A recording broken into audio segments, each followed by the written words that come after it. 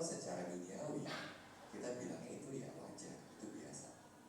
Nah, tapi kalau kita melihat dari perspektif apa yang Sang Buddha lihat, hal itu tidak bagus. Hal itu yang mengkondisikan kita memiliki masa depan atau kemungkinan di masa yang akan datang itu lebih cenderung mengalami penderitaan. Kenapa? Karena Sang Buddha menyatakan yang disebut kama buruk itu tidak bisa berbuah hal yang menyenangkan.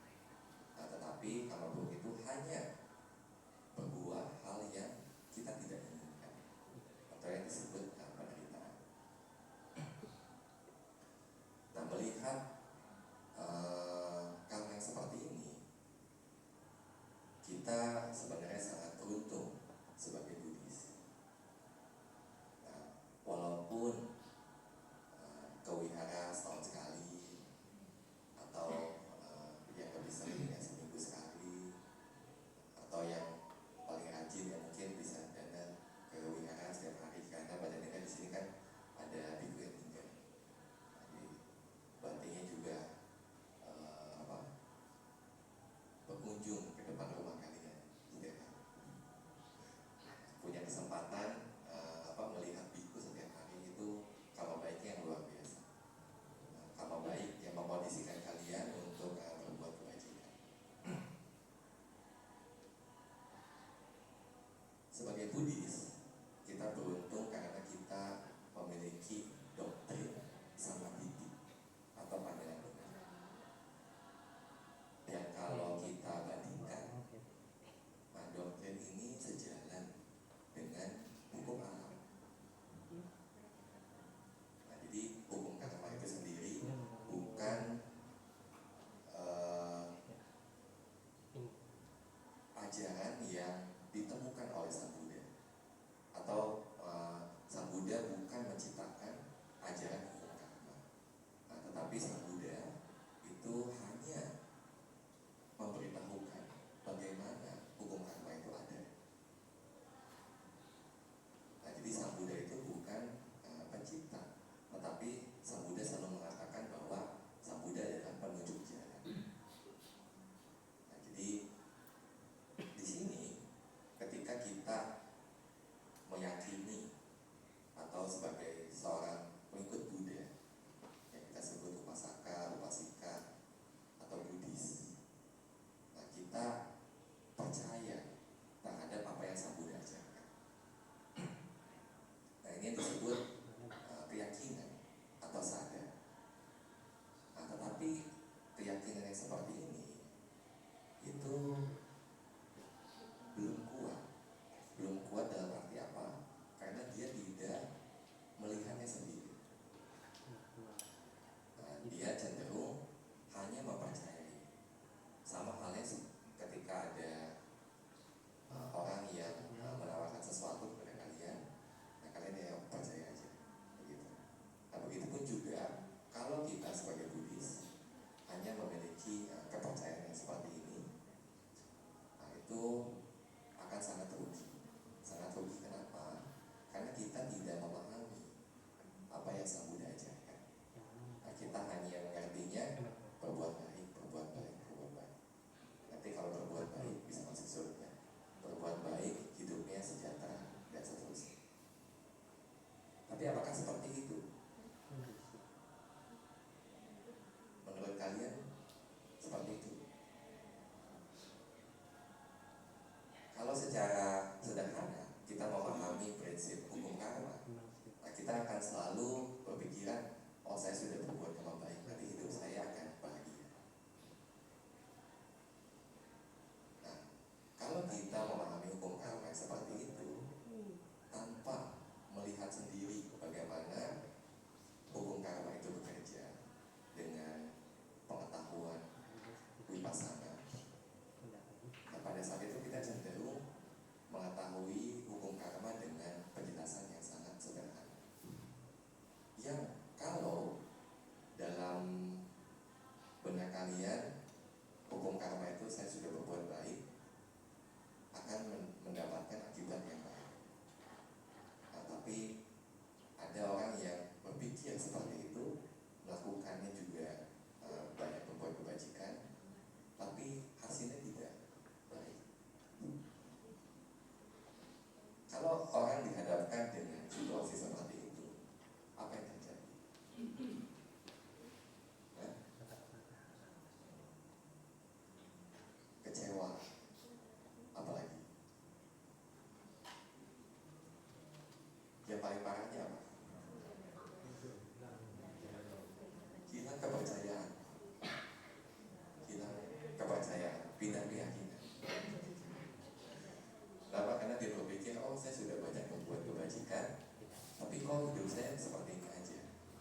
hidup saya tidak berubah.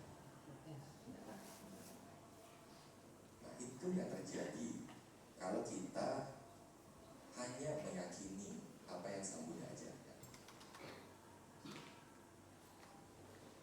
Itu kerugian terbesar bagi seorang Buddhis. Kerugian terbesar bagi seorang Buddhis, di mana di banyak sutta, bahkan setiap hari Sang Buddha itu menjelaskan kepada para biku, menasihati para biku seberapa beruntungnya orang-orang yang bisa berlatih dhamma, mempraktekkan dhamma, menembus dhamma. Karena kondisi hanya untuk bertemu ajaran Buddha saja itu kondisi yang sangat langka, sangat sulit untuk menemukan doktrin samadhi. Kita sebagai Buddhis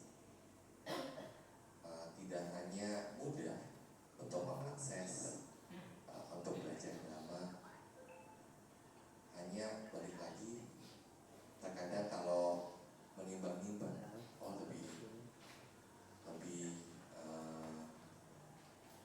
lebih bagus mana ya, ke wihara, apalagi sekarang katanya hari ini ada one day mindfulness, atau kalau enggak mau jalan-jalan atau mau kulineran, dan seterusnya. Nah, kalau Anda masih berpikir seperti itu, artinya itu hanyalah keyakinan buta, karena kita tidak melihat value atau nilai dari Dhamma, nilai dari Sang Buddha. Kenapa? Karena kita masih percaya dalam arti menimbang-nimbang. Walaupun dibilang percaya tapi nggak percaya-percaya banget. Walaupun dikatakan kebajikannya sangat superior, kalau kita bisa datang ke wihara mendengarkan dhamma. Bahkan Sang Buddha mengatakan mendengarkan dhamma itu sifatnya itu bukan duniawi, artinya apa yang dicapai waktu kita mendengarkan dhamma, berpraktek dhamma itu lebih tinggi dari amisa dana. Nah, jadi kalau amisa dana atau dana materi yang dicapai itu ya umur panjang, kecantikan, kemudian kekuatan, kebahagiaan dan seterusnya.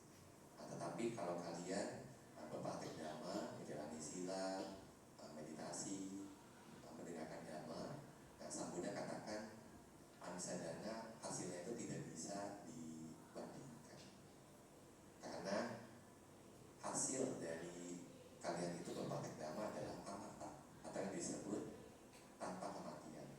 Dalam hal ini adalah nibbana. Nah, jadi walaupun Sang Buddha sudah menasehati seperti itu, ya waktu di wihara yang percaya, pulang ke rumah gak percaya lagi. Nah, itu keyakinan yang paling dasar, keyakinan yang terkadang kita mengikutinya. Oh, orang tua saya ke wihara, jadi saya juga harus ke wihara. Atau pasangan yang ke wihara, mau gak mau karena nikahnya sudah jadi Buddhis, harus ke wihara juga. Nah, jadi dia tidak bisa melihat nilai dari dhamma itu sendiri. Yang seperti halnya di banyak kitab komentar, kitab penjelas makna menjelaskan, atau bahkan Sang Buddha sendiri juga menjelaskan Buddha dan Sangha itu seperti permata. Seperti permata di mana tidak setiap orang itu memiliki permata. Ya, Bante sampai umur segini belum pernah megang permata. Belum nggak punya. Jadi Sang Buddha menjelaskan Buddha, Dhamma dan Sangha itu seperti permata. Enggak semua orang itu punya permata. Kalau dari permata yang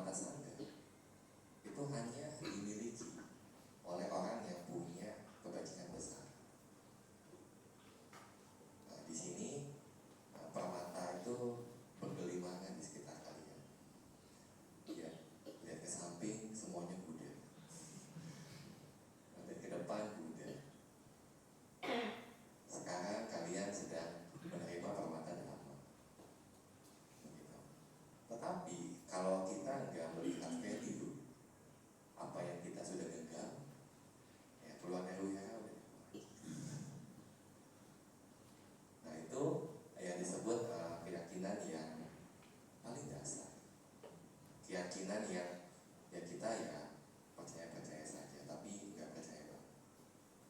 Itu akan menjadi satu kerugian. Satu kerugian apa?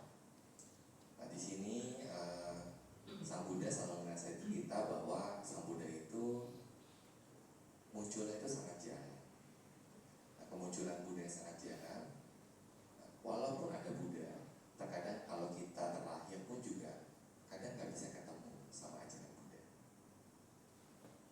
Gak melihat di sekitar kita upasaka-upasika. Nah, tetapi kalian punya semua itu. Bahkan kalian dapat mencari. Kalau kalian, mungkin kalau zaman dulu itu susah. Ada satu Bante yang cerita dulu di Myanmar itu, kalau ada desa yang kedatangan satu sayadaw atau satu guru untuk berceramah dhamma, nah orang-orang itu akan berkumpul beberapa hari sebelum acara itu mulai, di mana dikatakan untuk mendengarkan dhamma itu sangat sulit.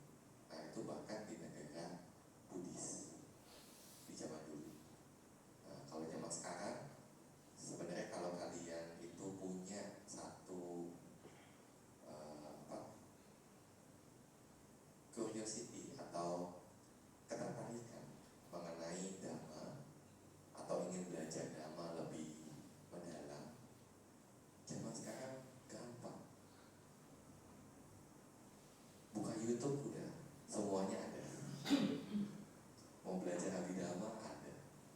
Nah, bahkan belajar kitab-kitab yang lebih spesifik seperti Dhammasanggani, Yamaka, semuanya ada. Nah, tinggal ketertarikan kita, apakah kita mau belajar atau tidak.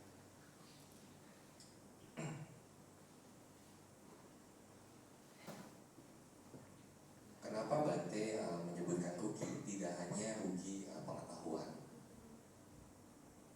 bahkan di dalam kitab penjelas makna itu menjelaskan yang disebut putujana. Putujana ini orang yang belum mencapai kesucian. Ya, kita biasanya paham, oh yang disebut putujana atau arya. Di sini ada yang arya atau putujana? Putujana. Nah, putujana itu dijelaskan ada dua jenis. Anda putujana atau kalyana putujana. Nah, Anda putujana ini putujana yang buta. Maksudnya apa putujana yang buta? Putujana yang nggak tahu apa itu empat kebenaran mulia. Putujana yang tidak tahu apa itu pancakanda. Putujana yang nggak tahu apa itu jalan mulia Bukit 8. Kalian maksudnya putujana yang buta ini? Jangan sampai rugi. Nah, atau yang kedua karena putujana. Nah, karena putujana ini walaupun belum arya, belum suci, tetapi dia meluangkan waktu untuk belajar, untuk berlatih.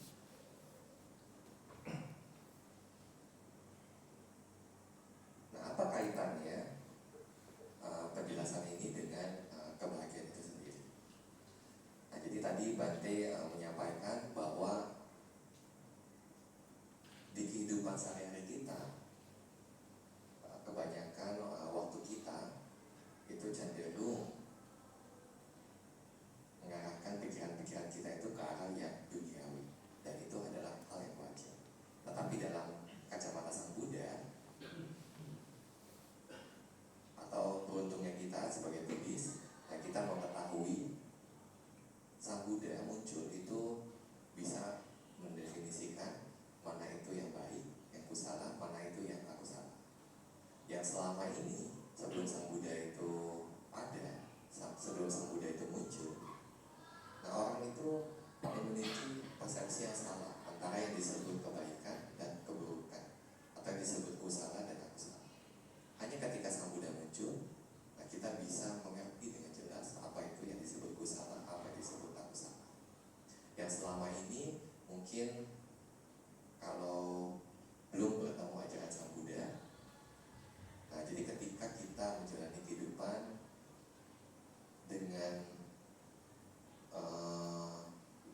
punya kehidupan yang baik, dalam arti mungkin tidak membunuh, mungkin tidak mencuri, gitu ya. Dan dia juga memiliki mata pencaharian yang salah, yang benar. Nah, jadi mendapatkan makanan, pakaian, tempat tinggal gitu, dari mata pencaharian yang benar.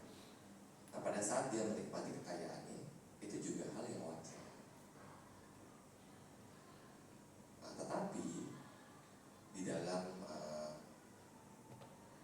pandangan atau kacamata Sang Buddha, nah di sini adalah hal yang salah. Kenapa? Nah, karena pada saat kita menikmati kebahagiaan duniawi, yang kebahagiaan itu pun juga didapatkan dengan cara yang benar, tetapi kebahagiaan ini berasosiasinya dengan yang aku salah. Kita tidak sadar, contohnya waktu kita makan gitu. Waktu kita makan, melihat makanan yang enak, jadi wajar melihat makanan yang enak. Kemudian waktu mencicipinya pun juga sama, kita merasakan rasa yang enak dari makanan tersebut. Nah, itu juga waktu kita merasakan rasa enak tersebut di lidah kita, pada saat itu apa? Muncul perasaan bahagia. Bahagia itu sederhana, tapi sederhana yang seperti ini itu dikatakan salah dari kacamata Sang Buddha. Kenapa? Karena tanpa kita sadari, dengan menikmati kebahagiaan seperti ini menimbulkan sebab nama buruk. Nah, jadi tanpa disadari muncul kekotoran batin, keinginan, kemelekatan, loba.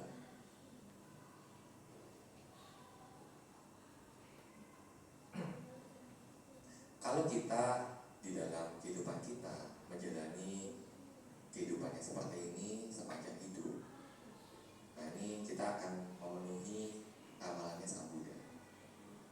Apa amalan Sang Buddha? Setelah meninggal, kebanyakan orang terlahir di alam menderita. Nah, tetapi kita sebagai Buddhis itu jangan terjatuh ke sana. Nah, Sang Buddha selalu menasihati kita untuk hidup samwara, atau hidup mengendalikan diri dari perbuatan kita, dari ucapan kita, dan juga dari pikiran kita. Nah, Sang Buddha selalu menasihati kita untuk membatasi diri kita. Bahkan kalau kalian membaca kitab Vinaya, kitab peraturan para biku contohnya, Sang Buddha itu memberikan peraturan kalau biku itu keluar dari wihara, berarti artinya dia sudah berada di tengah-tengah desa, atau berada di desa. Waktu dia berjalan, biku itu harus atau Sang Buddha memberikan peraturan kepada para biku untuk menjaga matanya.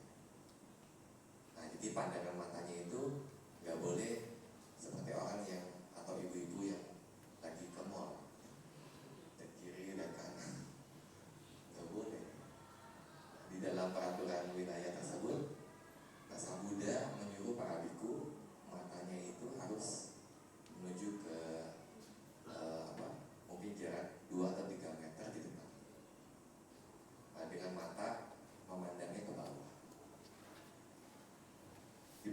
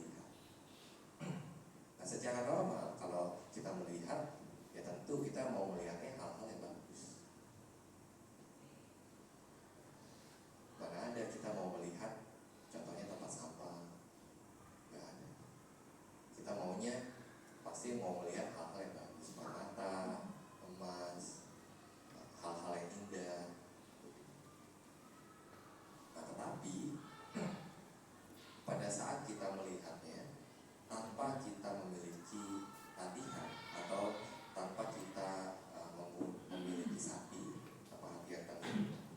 Nah, pada saat itu cenderung proses pikiran yang pada saat kita melihat itu akan terjatuh ke dalam aku salah. Dan ini kita sedang mengumpulkan kamar dulu. Nah, kembali lagi tadi ke contoh yang pada saat kita makan. Nah, jadi waktu kita mencicipi, kalau kita berpikir, oh makanan ini enak, nah itu kita sudah terjatuh ke dalam proses pikiran yang aku salah. Makanya kenapa kalau ada latihan meditasi begitu atau mengikuti jadwal Bante, melihat ketika ada makan pagi tadi seperti di bawah. Nah, biasanya para biku itu pasti akan membacakan apa? Yoniso manasikara, perhatian yang bijaksana. Artinya sebelum makan, nah mereka itu merenungkan terlebih dahulu kenapa mereka makan. Ya, jadi Sang Buddha memberikan formula Patisenka Yoniso Ida Pantang Patisewami Newa Dawaya Nama Daya Nama Danaya Nawi Busanaya Yawa Dewa Ima Sakaya Satitiya Yapanaya Wihim Subaratiya Brahmacharya Nugahaya Iti Puranganca Wedana Patihan Kami Awanca Wedana Naupadesami Yatra Came Bawi Sakti Anawajata Japa Suwiharoja. Nah, artinya dengan perenungan yang bijaksana, saya memakan makanan bukan untuk kesenangan, bukan untuk kebanggaan, bukan untuk kecantikan, bukan untuk menggemukkan, tetapi hanya untuk menyokong dan melanjutkan keberlangsungan diri, untuk menghilangkan ketidaknyamanan, untuk dapat berlatih kehidupan suci. Berpikir saya dengan makan ini akan menghilangkan rasa lapar. Dengan makan ini saya tidak akan menjadi kekenyangan. Saya akan menjaga diri saya tanpa celah dan hidup dengan nyaman. Nah, kalau seseorang atau waktu dia makan merenungkan perenungan seperti ini, nah batinnya itu tidak terjatuh dalam menikmati makanan yang enak. Tetapi dia hanya merenungkan, oh makanan ini bermanfaat buat kelangsungan tubuh saya. Nah, jadi alih-alih dia itu mengikuti arus, terjatuh ke dalam kesenangan-kesenangan yang dia rasakan waktu dia mengkonsumsi makanan. Nah, tetapi pikirannya itu dipenuhi kebajikan. Nah, itulah manfaat perenungan. Nah, kalau dalam hidup kita, kalian senantiasa hidup dalam dhamma, yang Sang Buddha katakan dhamika, atau orang yang hidupnya itu selalu dengan dhamma, menjadikan dhamma yang terdepan. Nah, jadi pada saat itu sepanjang waktu kalian menjalani kehidupan dengan merenungkan dhamma, nah itu adalah kehidupan yang terbaik, kehidupan yang mencegah kalian itu untuk terjatuh ke dalam penderitaan. Artinya masa depan kalian, masa yang akan datang sampai kalian mencapai nibbana itu akan selalu bahagia gitu. Nah, itu ya kebahagiaan yang kalau kita tanpa sadari yang berhubungan dengan aku salah, pada saat kebahagiaan itu muncul ya kita merasakan bahagia. Tetapi kita harus menyadari bahwa ini adalah hal yang tidak wajib, atau yang Sang Buddha katakan yang aku salah. Kalau kita tidak memahami ini, nah kita akan cenderung terus mengumpulkan aku salah tanpa kita sadari.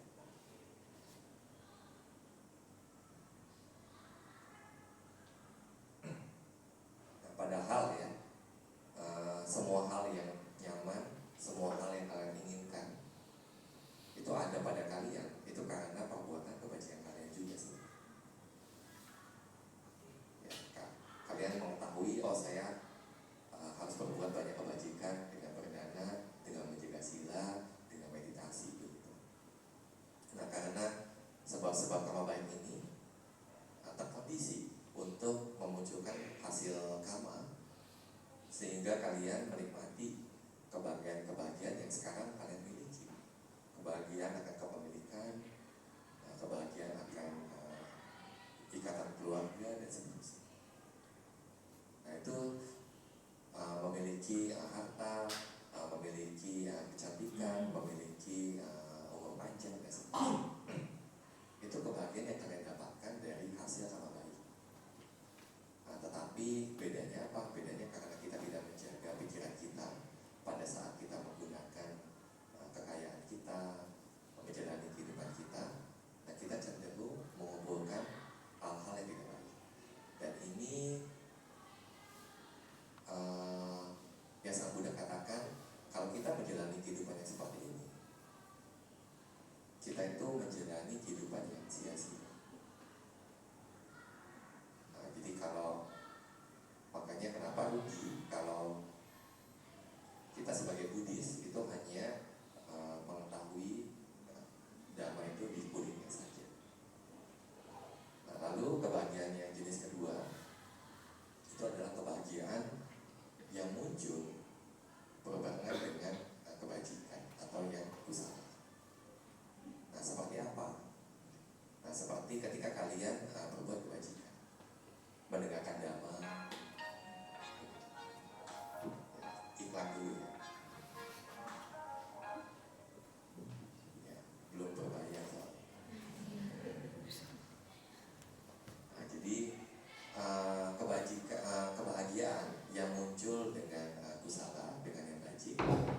Nah itu ketika kalian melakukan kebajikan seperti datang ke wihara, memiliki pikiran ingin berbuat kebajikan di wihara, mendengarkan dhamma pada saat ini, kemudian pada saat kalian menjaga sila, meditasi dan seterusnya. Nah itu pada saat melakukan kebajikan-kebajikan seperti ini juga bisa berbarengan dengan perasaan yang bahagia. Tapi memang ada juga yang dengan perasaan UPK.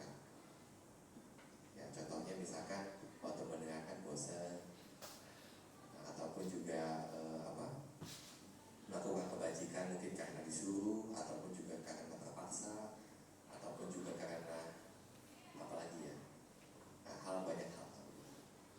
Nah jadi kalau kita melakukan kebajikan seperti itu, perasaan bahagia itu tidak muncul. Tetapi kalau kita terutama mengetahui manfaat atau bahkan hanya mengetahui hukum karma yang sederhana, nah kadang kita bisa melakukan kebajikan dengan bahagia. Nah kebajikan yang seperti ini itu mengkondisikan kita di masa akan datang itu akan memiliki kebahagiaan, memiliki hal-hal yang dapat atau hal-hal yang kita inginkan. Nah cita-cita kita itu bisa tercapai. Nah kalau kita memiliki kebahagiaan yang seperti ini dan senantiasa kalau kita terus memelihara kebahagiaan seperti ini, nah itu bisa mengkondisikan kita untuk terlahir bahkan di alam yang lebih baik. Nah tetapi itu masih kepercayaan. Kenapa? Karena kita belum bisa membuktikannya. Yang disebut kita berbuat kebajikan, tetapi kalau kita tahu berbuat kebajikan karena hukum karma, kalau berbuat baik pasti hasilnya baik. Itu masih kepercayaan. Artinya apa? Pada saat kita berbuat kebajikan tanpa didasari pandangan yang benar, nah biasanya Sang Buddha menjelaskan kebajikan yang seperti ini hasilnya itu tidak seberapa.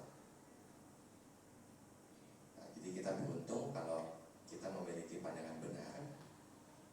Waktu kita berbuat kebajikan, kita bisa memahami atau kita bisa mengerti kebajikan ini akan berakhir di mana, hasilnya itu seperti apa.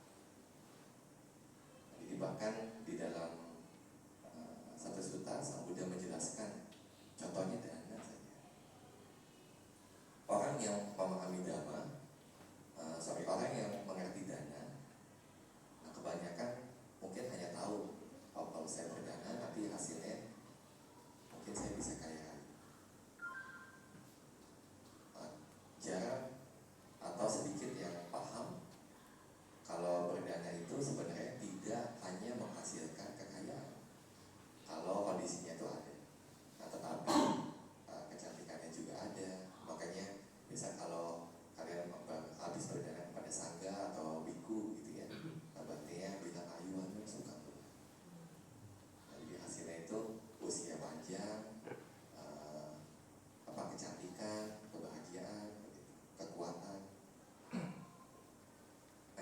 hasil dari dana. Nah, tetapi kebanyakan orang tahunya kalau berdana itu nanti kita akan mendapatkan harta yang berlimpah. Dan juga lebih sedikit lagi yang paham mengenai faktor-faktor dana. Sedikit yang memiliki batin yang menganalisa sebelum kalian berdana kepada biku. Contohnya, analisanya apa? Oh, ini Bante nggak bisa nyimpan makanan, nggak bisa masak, nggak bisa mencari makan sendiri. Nah, jadi pada saat saya berdana makan kepada biku ini, itu adalah hanya di jam pagi, hanya di waktu yang tepat saya baru bisa berdana kepada para biku. Dan Bante ini kalau saya nggak dana, artinya Bante ini nggak makan. Artinya apa? Dana makan saya itu tepat pada waktunya. Nah, di mana Sang Buddha mengatakan kalena dana deti. Nah, jadi waktu berdana itu pas waktunya. Waktu berdana tidak memberikan yang lain, tetapi memberikan kebutuhan yang biku itu akan penuhi, yaitu makanan yang setiap hari. Nah, itu yang disebut kalena dana deti. Nah, sedikit yang memiliki pikiran seperti itu, betul? Waktu sebelum kalian misalkan dana pindah patah ke biku, ada nggak yang sebelum berdana itu mikirin begitu? Jangan ya. Padahal kalau kalian punya pikiran seperti itu, hasil dananya itu lebih superior. Atau ketika kalian berdana makan misalkan, oh karena Bante atau biku itu dikatakan juga yang memiliki atau yang disebut sebagai anaknya Sang Buddha, yang memiliki silsilah sangga yang mempertahankan dhamma itu ada. Nah, jadi pada saat berdana, kalian berpikir, dengan saya berdana ini, saya juga sebenarnya sedang mempertahankan dhamma itu bisa lestari, dhamma itu bisa bertahan lama. Ada nggak mikirin begitu? Nggak ada. Nah, padahal Sang Buddha mengatakan apa? Kalau kalian berdana itu memikirkan banyak hal, faktor-faktor dana, manfaat dana itu akan semakin besar. Hasil dana yang kalian lakukan hanya ketika berpikiran, oh karena saya harus berbuat baik, nanti saya akan mendapatkan kabar baik. Dengan memikirkan banyak faktor yang tadi Bante jelaskan, hasil itu tidak sama. Nah, itu manfaat apa? Manfaat kita belajar dhamma. Hanya dengan punya pemahaman yang sedikit lebih luas daripada orang yang mengetahui dhamma yang sedikit. Itu perbedaan kualitas karma kalian itu waktu berbuat kebajikan itu jauh berbeda.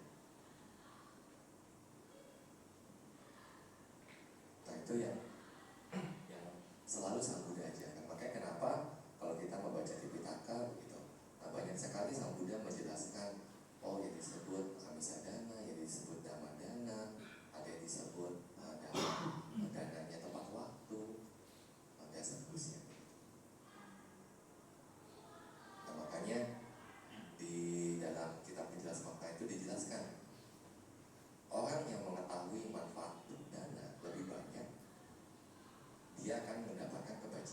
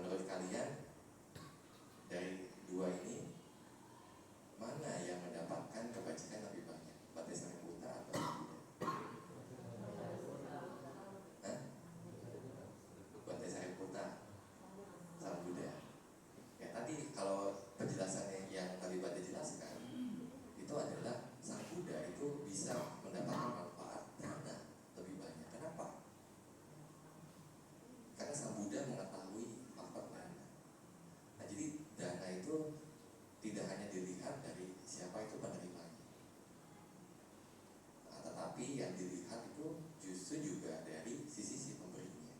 Kalau dia memiliki banyak kualitas,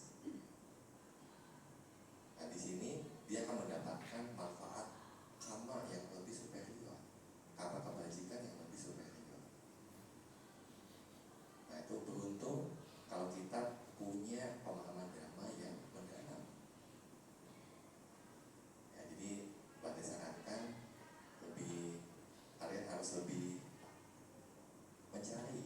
mencari berusaha untuk memahami dhamma. Memang terkadang untuk belajar dhamma itu sulit, karena penjelasannya itu mendalam gitu. Tetapi bukan berarti itu yang menjadi hambatan buat kita. Dulu waktu Bante sedang aktif meditasi waktu dia masih sebagai umat, ya pada saat itu Bante datang ke satu retret meditasi, nah, di mana penjelasan guru meditasinya pada saat itu mengenai pancakanda, nama rupa yang sebelumnya itu nggak pernah Bante dengar. Apa ya ini ya, pancakanda, nama rupa? Kalau mendengarkan ceramah dhamma di wihara, dana, sila, meditasi, tapi ini membahasnya nama rupa, pancakanda, ayatana. Lalu berpikir, ini apa ya, kok dhamma itu sulit sekali untuk kita pahami. Tapi pada saat itu Bante punya satu keyakinan. Nah, jadi masih yakin, belum mengetahui. Artinya apa? Artinya saya yakin bahwa ini penceramah pasti menjelaskan mengenai ajaran Sang Buddha, yang juga pada saat itu selalu bilang bahwa penjelasan ini kutipannya dari sutta ini, penjelasan ini kutipannya dari sutta ini. Nah, jadi waktu mendengarkan itu kita percaya bahwa ya ini ajaran Sang Buddha. Tapi kok sulit sekali, kok saya nggak bisa memahami arti dari apa yang dijelaskan. Tapi karena ingin belajar, setiap beraktivitas setiap hari. Nah, waktu Bante masih kuliah, berangkat ke kampus begitu, di jalan itu sambil dengerin, nanti kurang paham, dengerin lagi, diulang, sambil mencari referensi juga. Jadi kalau ke wihara juga gak hanya datang untuk puja bakti, tetapi juga ke perpustakaan, mencari kalimat-kalimat yang asing. Sampai pada akhirnya di wihara tempat waktu itu Bante tinggal, itu kedatangan guru Abhidhamma. Nah, jadi baru pada saat itu mulai paham, ya pancakanda itu seperti ini, nama rupa, ayatana, dan seterusnya. Ya padahal itu penjelasan di sutta, tetapi sangat sulit untuk memahami. Hanya dengan kita berusaha tidak menyerah, pada saat itu kita baru bisa mengerti, dan itu pun juga sebatas pemahaman. Yang Sang Buddha katakan, pengetahuan yang seperti ini masih dangkal. Ya, pengetahuan yang seperti ini itu nggak bisa memastikan kita itu ke depannya itu selalu hidup bahagia.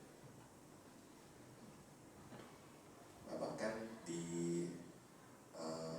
zaman Sang Buddha ada seorang upasika, seorang umat perempuan yang setiap hari berdana kepada sangga.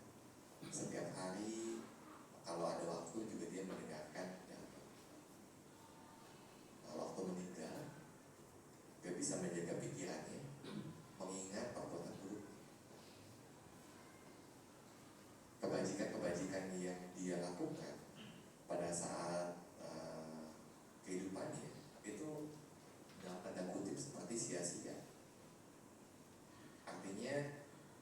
menjelang kematian yang dia ingat bukan karma-karma kebajikan ini, tetapi perbuatan buruk yang mungkin pada saat itu cuma sekali dilakukan.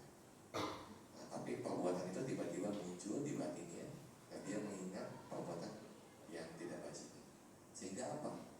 Dikatakan bahwa si upasika ini terlahir di alam neraka.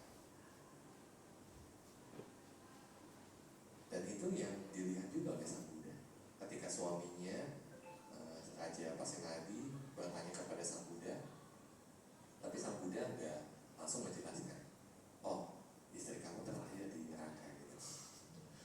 Kalau Sang Buddha bilang seperti itu apa? Gimana? Si raja ini dia berpikir setiap hari istrinya ada anak kosannya tapi masuk neraka. Nah itu kalau orang punya masih berpikir atau memiliki pandangan benar yang dangkal atau hanya memiliki kepercayaan yang buta, mengetahui dhamma hanya kulitnya saja, dia mungkin akan berpikir seperti itu, bahwa orang sudah setiap hari berbuat kebajikan tapi meninggalnya masuk neraka. Tetapi dia tidak pahami bahwa karma yang menyebabkan dia terlahir di neraka itu karena dia tidak bisa menjaga pikiran terakhirnya sebelum meninggal, yang dikatakan sebagai paranasanya jawana atau momen menjelang kematian. Dan ini yang sebenarnya menentukan seseorang itu terlahir di alam bahagia atau alam menderita. Jadi kita bisa lihat bahwa kalau kita berbuat kebajikan tanpa didasari oleh latihan, nah ini kita tidak bisa memastikan kebahagiaan di masa yang akan datang. Hanya dengan latihan, hanya dengan memiliki yang Sang Buddha katakan itu samadhi atau pandangan benar. Artinya pandangan benar ini atau orang yang memiliki pandangan benar samadhi itu dijelaskan sebenarnya orang yang sudah menjadi orang suci. Begitu. Nah, jadi orang suci ini bahkan dikatakan biasanya itu hanya disebut micca-dittika atau orang yang punya pandangan benar. Nah, sisanya, nah itu dikatakan pandangan benar itu kadang ada di batinnya, kadang tidak. Nah, jadi kalau dia melatihnya, kalau dia merenungkan dhamma, nah itu pandangan benar muncul di batinnya. Tapi waktu dia melupakan atau menyampingkan dhamma, nah pada saat itu pandangan benar tidak ada di batin. Dan ini yang membuat masa depan kita itu tidak pasti. Ya. Jadi kalau di wihara, semoga saya mencapai nibbana. Keluar dari wihara, semoga saya sampai mau ada satunya lagi. Nah, makanya kenapa Sang Buddha juga mengatakan putu jana itu amarako atau putu jana itu seperti orang gila. Nah, jadi kadang mau ke nibbana, kadang mau ke dunia, kadang mau ke nibbana, kadang mau ke dunia. Nah, jadi pikirannya itu berubah dengan sangat cepat. Nah, jadi hal itu menjadi tidak pasti. Nah, jadi kebahagiaan yang tadi Bante jelaskan, kebahagiaan berhubungan dengan yang bajik, yang kusala, itu memang akan menghasilkan hasil yang menyenangkan. Contohnya terlahir di alam bahagia seperti alam manusia atau alam dewa, bahkan bagi yang melakukan konsentrasi seperti konsentrasi jana, dan dia juga punya kesempatan untuk terlahir di alam Brahma yang umurnya sangat panjang. Dan juga dia menikmati kebahagiaan duniawi atau surgawi seperti kepemilikan harta, ikatan keluarga dan seterusnya. Nah, tetapi di sini balik lagi seperti paling sekarang kita sedang menjalani kehidupan sebagai manusia, menikmati kebahagiaan sebagai manusia. Nah, kalau kita belajar dhamma pada saat ini, kita melihat bahwa ternyata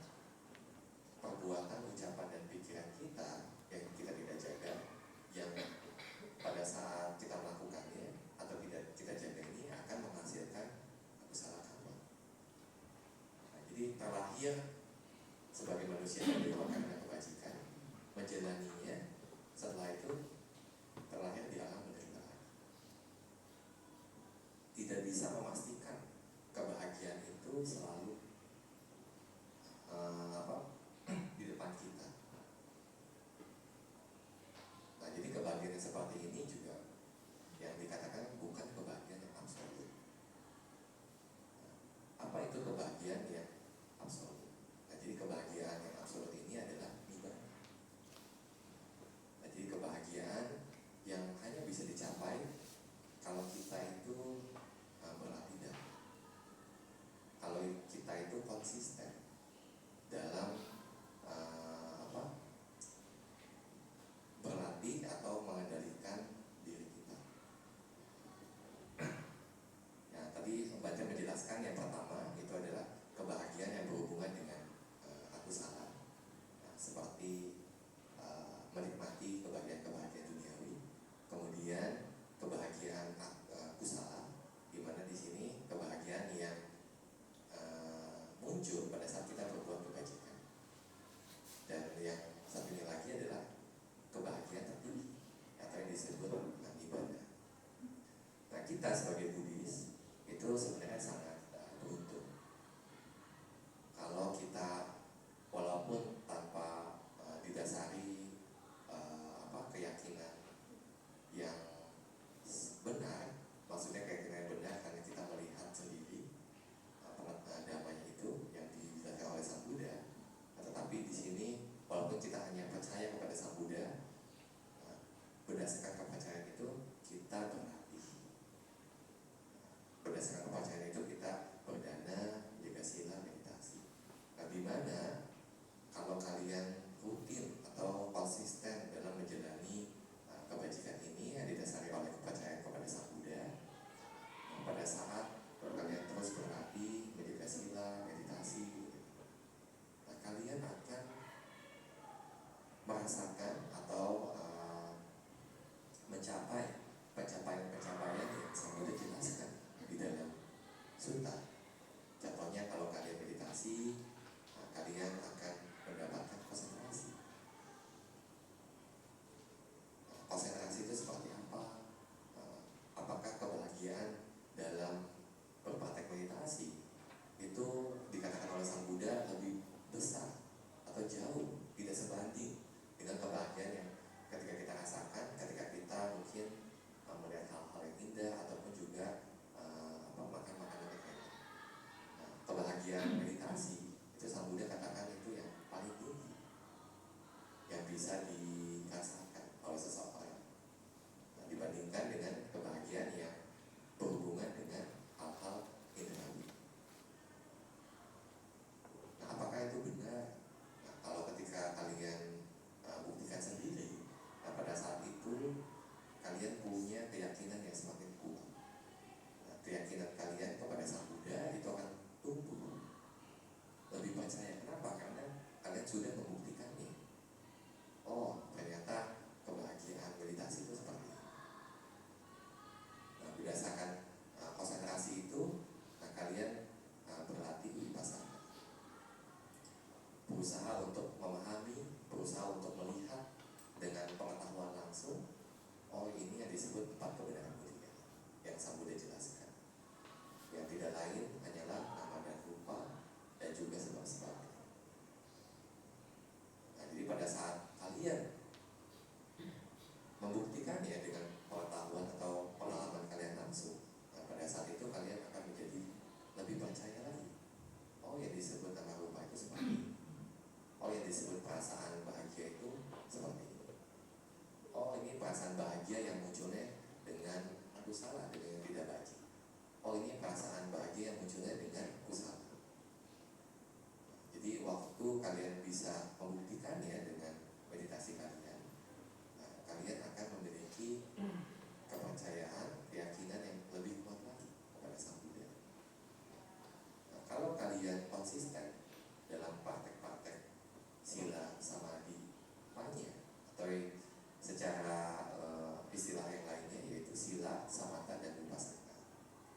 Nah, jadi pada saat itu yang pertama keuntungan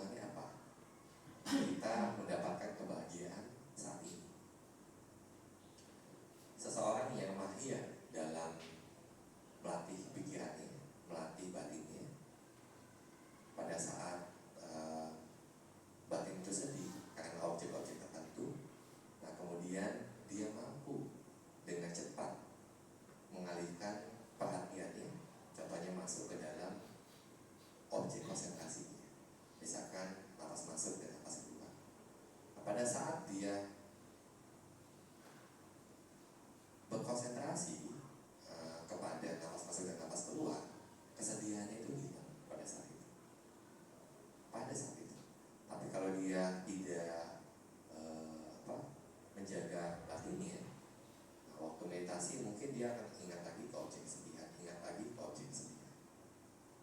Nah, sehingga dia merasa, oh saya nggak bisa meditasi karena saya lagi sedih.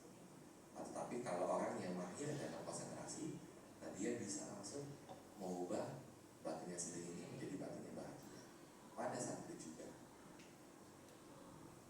Nah lalu apalagi pada saat kebahagiaan itu bisa dicapai pada saat sekarang, yaitu dengan mahir dalam melatih atau menjaga pikiran. Kemudian kebahagiaan ini akan dia capai di masa yang akan datang. Kenapa? Karena dia bisa melihat sendiri, oh ternyata kalau saya berbuat kebajikan, entah itu berdana, oh batin pada saat saya berdana itu seperti apa. Kemudian pada saat saya menjaga sila, batin pada saat saya menjaga sila itu seperti apa.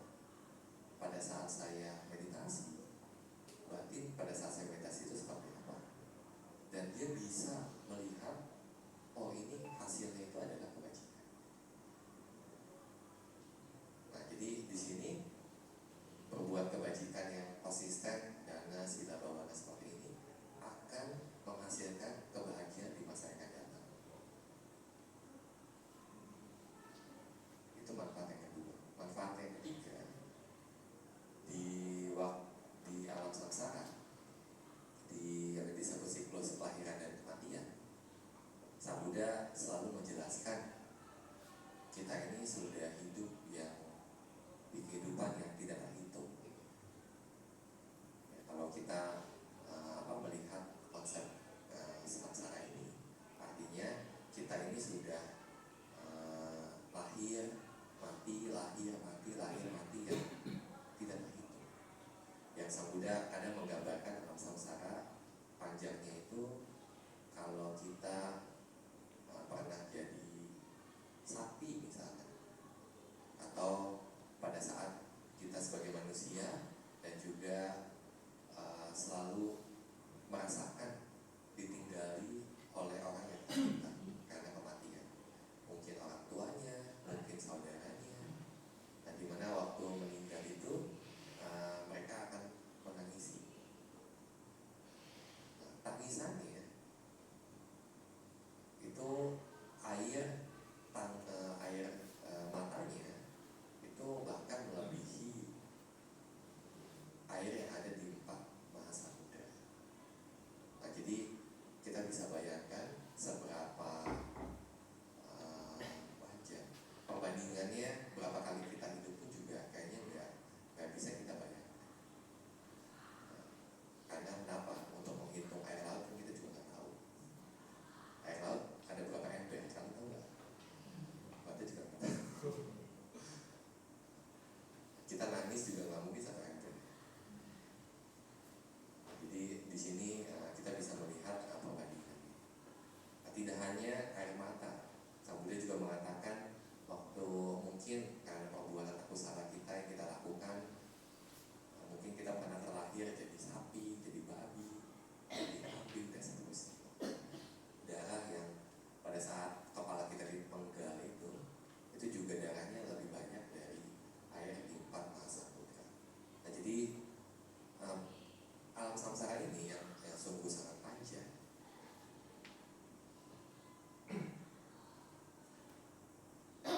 Sudah pernah di banyak kehidupan kita terlahir sebagai manusia atau binatang atau hantu atau peta atau alam neraka atau dewa atau brahma.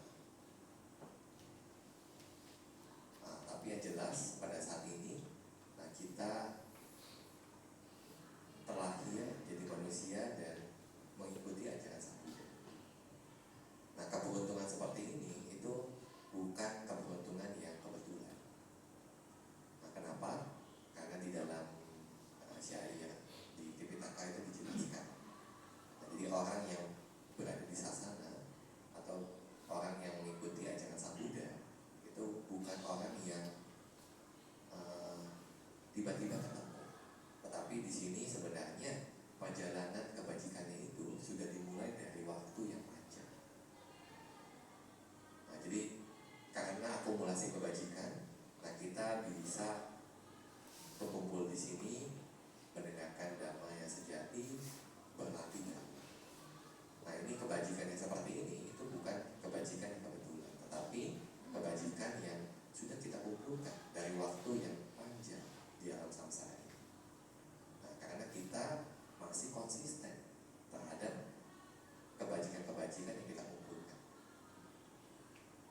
masih rutin melakukan kebajikan seperti berdana, menjaga sila, meditasi begitu. Nah, makanya kita berkumpul di sini. Nah, tapi kalau kita tidak meneruskan rutinitas atau kebiasaan-kebiasaan yang baik ini, nah kita cenderung akan jauh dengan sasana. Tetapi kalau kita konsisten, nanti setiap kali kalian berbuat kebajikan, nah kalian beraspirasi semoga kebajikan ini dapat mengkondisikan saya untuk mencapai ibadah yang disebut sebagai mahani atau kesempurnaan. Nah kalau kita konsisten melakukan kebajikan seperti ini, satu saat kebajikan kita akan matang. Dan ini yang memberikan kita kesempatan untuk bisa mencapai kebahagiaan tertinggi di badan. Nah jadi jangan salah kalian memilih kebahagiaan. Ya memang kebahagiaan itu sederhana. Waktu kalian meditasi tadi berapa menit ya? 20 menit tadi ya? Ya kayaknya 20 menit kalau nggak salah.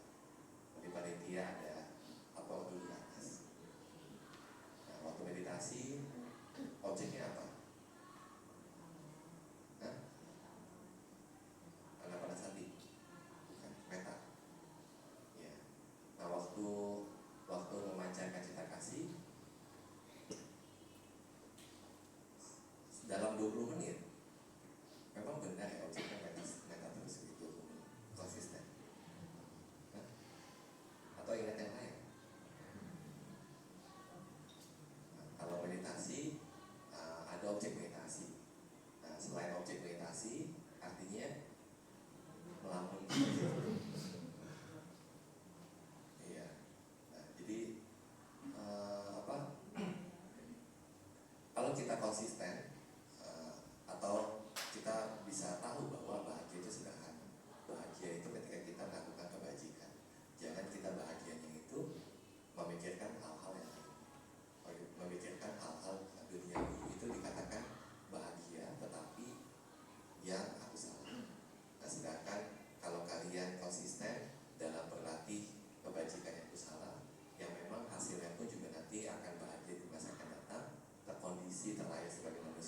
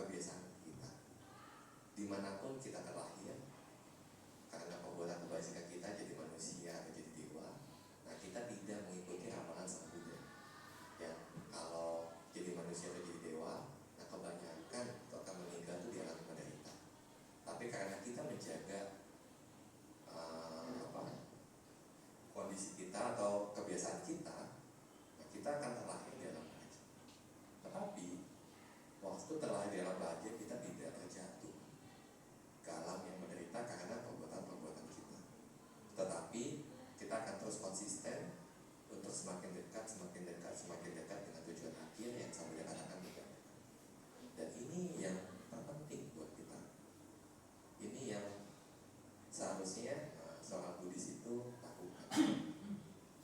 Rugi kalau kalian tidak melakukan hal ini, karena bahkan untuk mengetahui cara ini, untuk melaksanakan cara ini, itu kesempatan yang sangat menarik. Kayak seperti tadi Pak jelaskan bahwa kita sudah menggenggam permata. Jadi waktu permata itu sudah kita genggam, permata Buddha, permata Dharma, permata Sangha, kita jangan lepas. Senantiasa untuk mengingat Dhamma dalam kehidupan sehari-hari, itu yang mengkondisikan kita untuk semakin dekat dengan ibadah. Semakin jauh kita mengelentarkan permata tersebut, semakin sebenarnya kita memproyeksikan masa depan kita itu ke arah yang menderita, yang tidak baik. Jadi semoga dengan kalian konsisten menjadi